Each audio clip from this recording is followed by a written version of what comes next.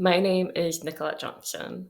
I am a teacher in New Hanover County Schools, and I have been teaching clay for about 11 years now. While that sounds impressive, it's not really. Because I've only been teaching one section of clay each semester. I have block scheduling, which means I have students about 90 minutes at a time. And then the rest of my day is teaching art ones, art threes and fours, and APs. So I teach a lot of different subjects, and I have a lot of different students that come into my classroom. But clay management is something that I had to steal and borrow from other people because it's such an unusual medium that comes with its own hazards. Hazards in both the medical component and that dry clay has silica in it. And if silica gets into the air and it gets into your lungs, it'll cut up the little air pockets of your lungs and cause basically lung disease, lung damage.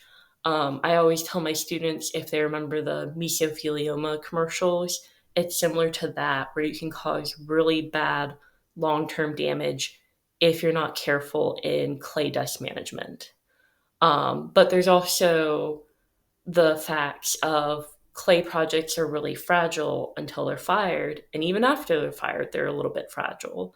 So there's a lot of things I had to learn along the way, and I'm very fortunate that the person that fixed up my kiln was very nice in teaching me things when I first got here.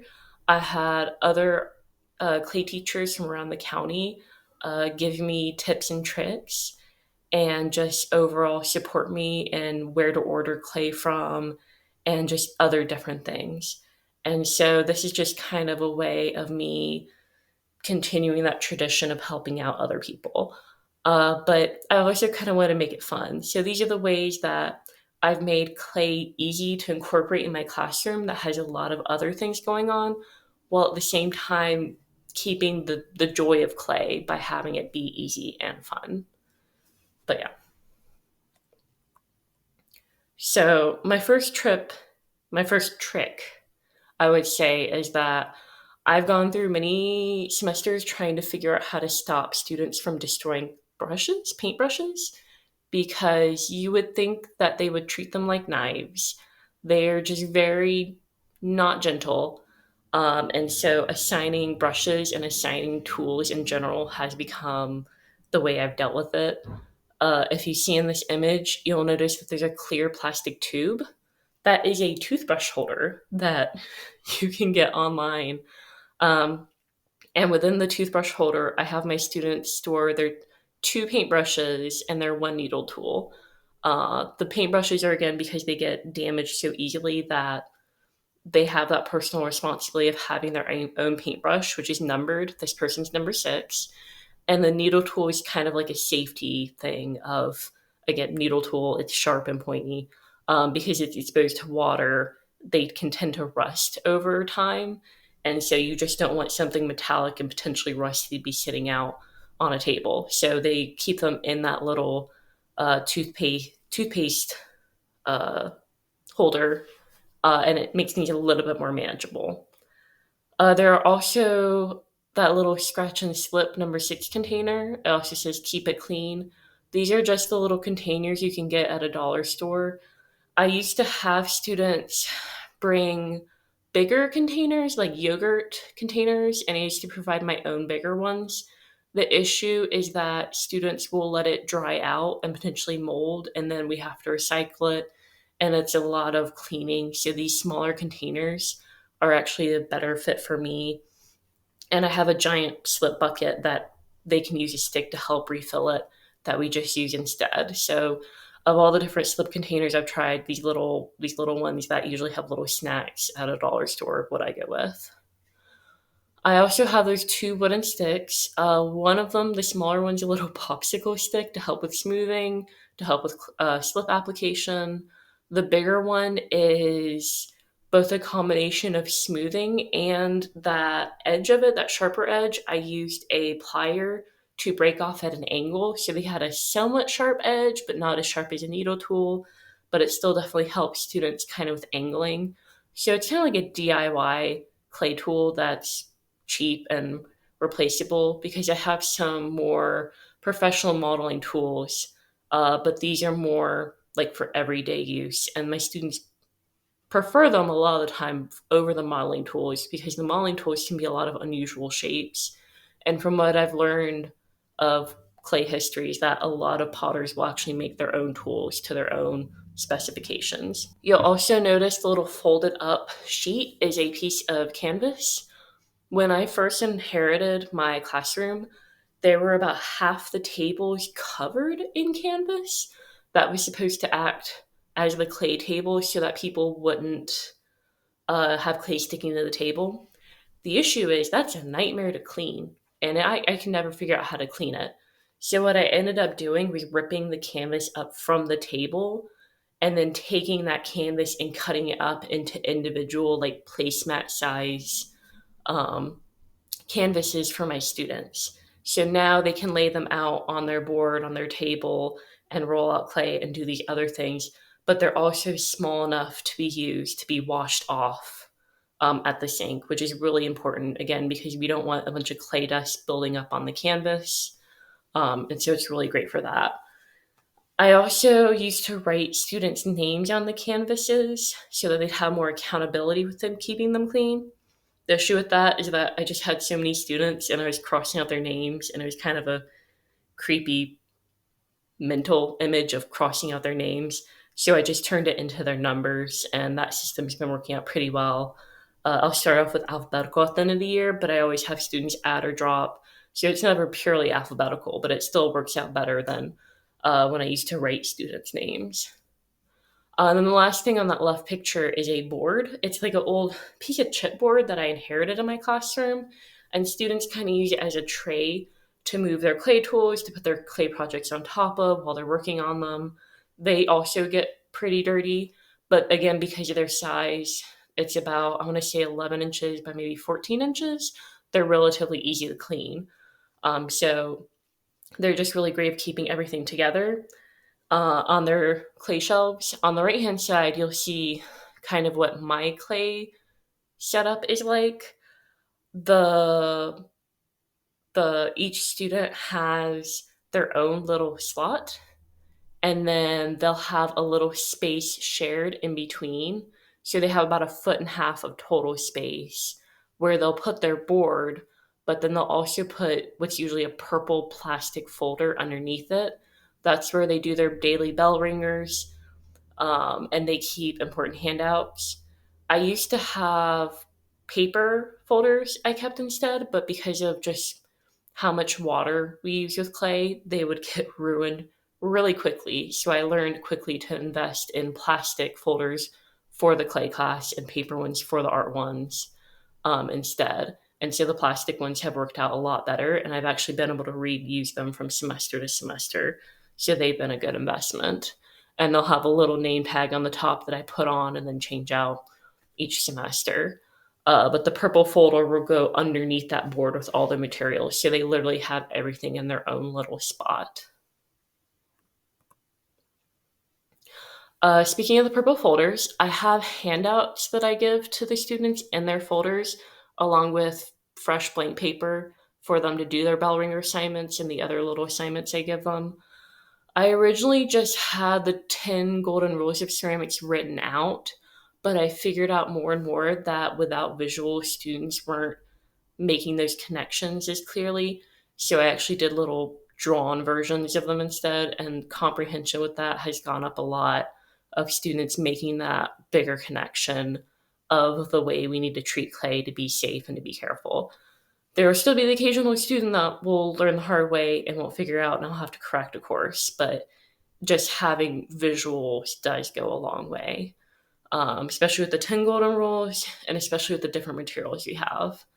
The materials on the right are the more professional clay materials we have with their names so they can use the proper terms. I will say I don't recommend having a full class set of rolling pins, because then you will have a full class set of dirty rolling pins, What I tend to do is have one pen for every other student because it is rare for every single student to be rolling at once. I just remind them to share with each other, and it works out a lot better, and it's a lot less to clean if you have two students cleaning a rolling pen instead of just one. Um, all the other tools, I haven't had quite as much problem with them not being clean. It's mainly the rolling pins for some reason. Again, this is what the shelf setup looks like. It's messy, but it's a controlled chaos. The actual green part, where it says like the blick box and all that, the light table going on there, that's more of like a Bermuda Triangle of all the knickknacks that get left in my classroom. So that's a mix of clay stuff and art one things. Closer to the ground floor where the little rainbow boxes are, that's where my art ones store their projects and their things.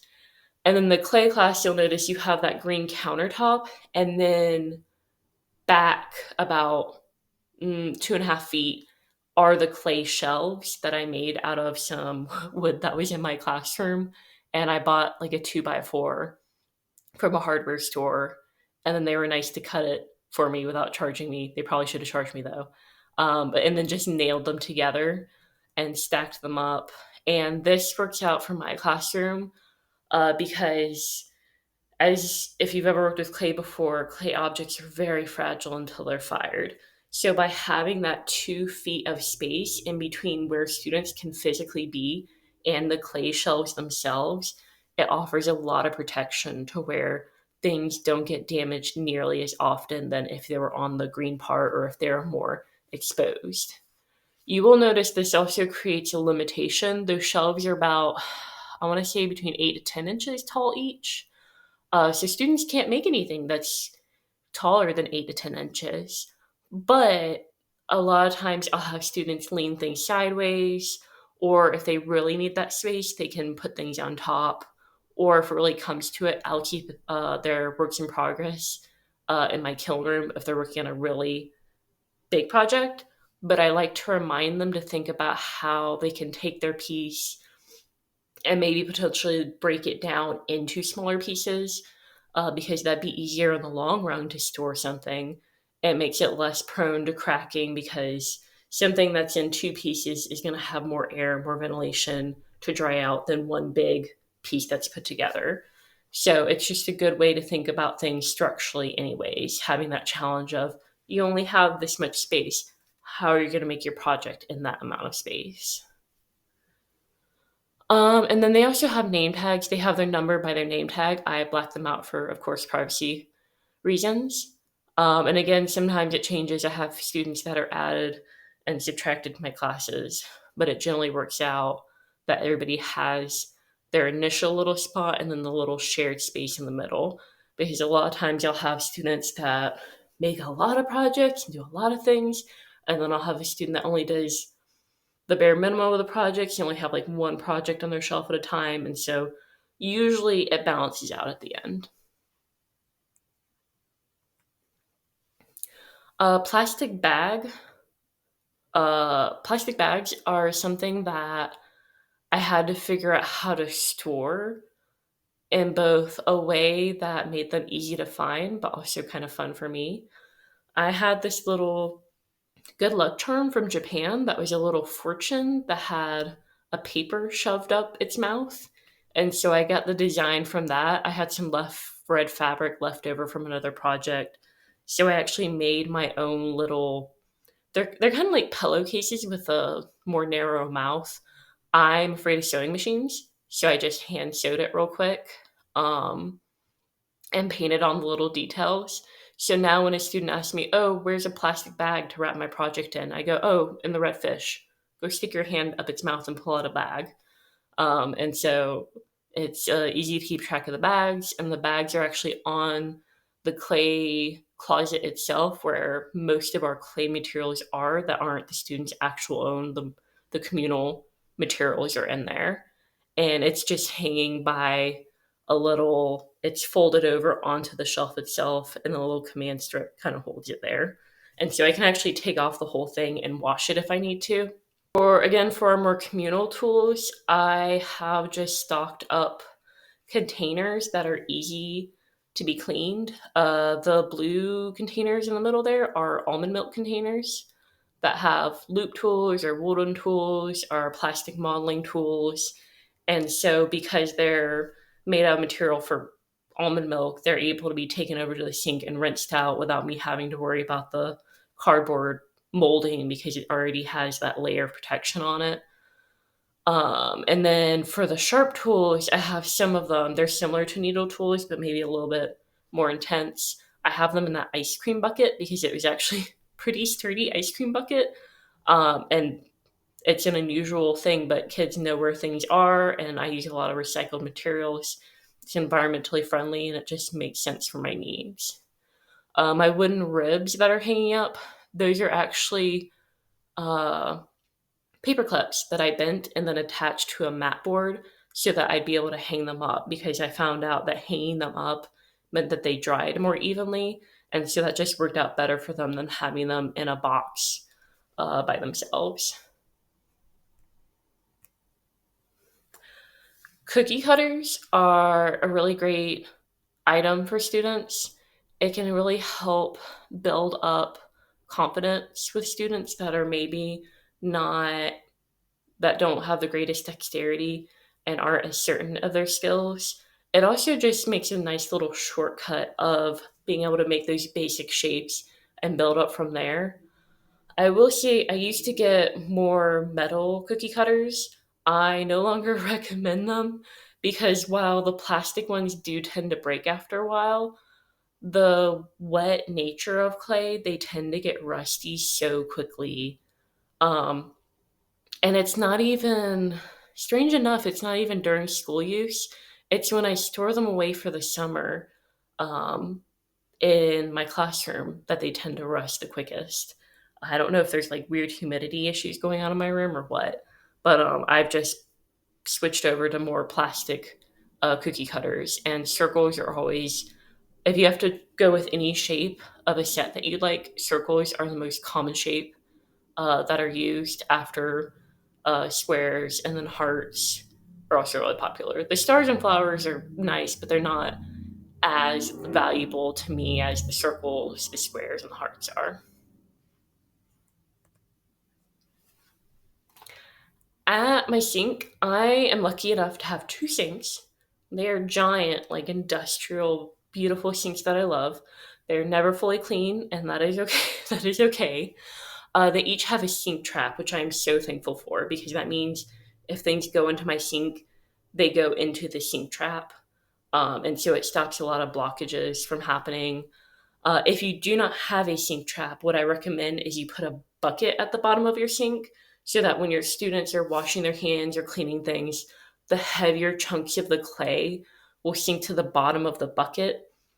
So what I used to do when I wasn't as good at monitoring students is I'd have a bucket in my sink, and then on Monday morning when I come in and the clay will have settled over the weekend to the bottom, you skim off the top water, and then I would dump the bottom like 2 inches of clay water into either my slip bucket or wherever I was trying to like reconstitute it.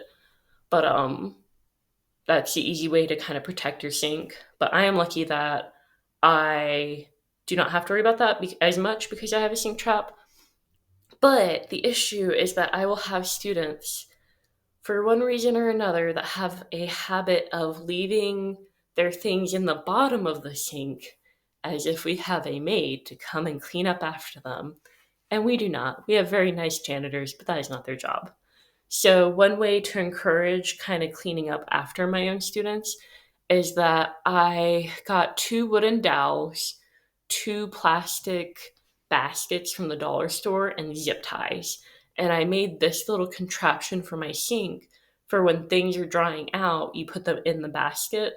And there's an even smaller basket to the right that has even smaller holes, which is great for things like the needle tools and the clay tools.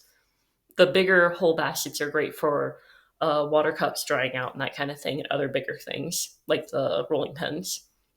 But this has really saved something about seeing the concept of the like makeshift drying rack helps them make that connection of, oh, I need to not just throw my things in the bottom of the sink, I need to rinse them out and then put them on the drying rack. Now, do they get left in the drying rack to not put back 100% properly? Yeah, that tends to happen too, but I'd much rather have something that was cleaned off and left at the sink for maybe a helpful student to put back than just dirty things that nobody wants to clean, gathering at the bottom of my sink and causing mold and other nasty things to happen. For our glazes, a lot of students will not understand the concept of the kiln process changing the clay from one state to another. They don't understand how the glass works. And so, actually, being able to see how the glaze works can really help. On the left, I have my old glaze color wheel, which we're actually switching over to new glaze color, so I'll be updating it soon enough. And you can see that X in the gray. That means we've run out of the gray for now, so I have no more gray. That also helps communicate with them. But if you look on the bigger picture of the butterflies, on the bottom right hand side is what the glaze looks like when the student initially puts it on. The bottom left side with the one dot is what one layer of glaze will look like. The top left side has two dots, has two layers of what glaze will look like.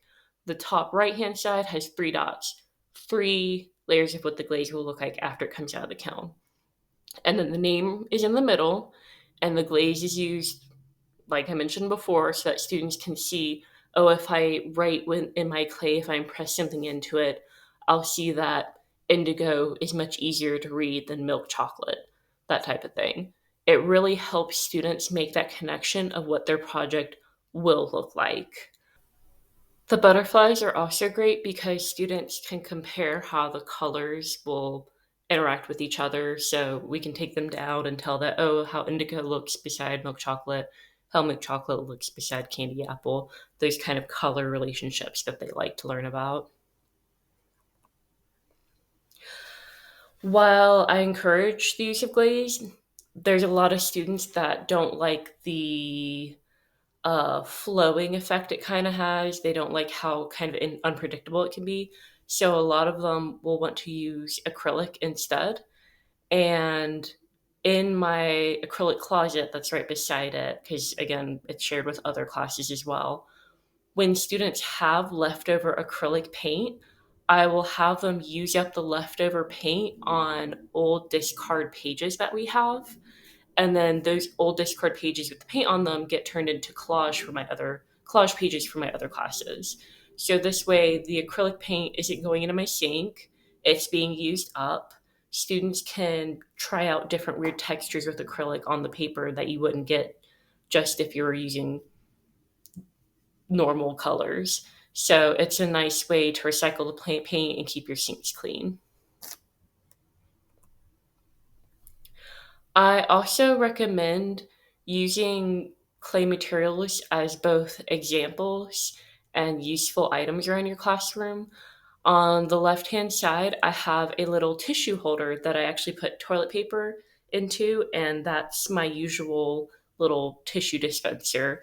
I don't normally keep normal tissues in my classroom, we use toilet paper instead. And so students are actually able to see and interact with clay projects that are also serving some purpose in my classroom. What's harder to tell in the back is a little brown cup that always keeps the toothpicks, because toothpicks are a commonly used item in my classroom. So I just like to either keep student projects that they don't want to keep and repurpose them, or sometimes actually giving students the challenge of, hey, can you make a particular item for the classroom? I used to have a kiln ware cart to put student work on. The issue with that was because it's on wheels, it would move. It was kind of awkwardly big. It just did not work for me. So what I ended up doing instead is using a bookcase, a small bookcase as my clay shelf. And as you'll read on there, it says ready to fire ceramics. Make sure the bottom of your piece is clean.